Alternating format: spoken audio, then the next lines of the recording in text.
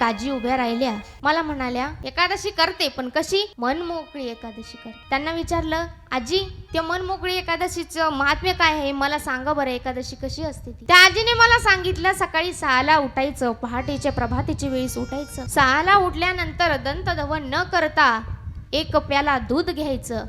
ते दूध पिल्यानंतर 2 खजूर खायची. 8 वाजले की भगर करायची, गोड भगर खायची. 10 वाजले की परत खिचडी करायची, तिखट खिचडी खायची. 12 वाजले की 2 रताळे शिजवायची, ती खायची. परत 2 वाजता उरलेली जी साबुदाण्याची खिचडी आहे ती झिरक्या सोबत खायची.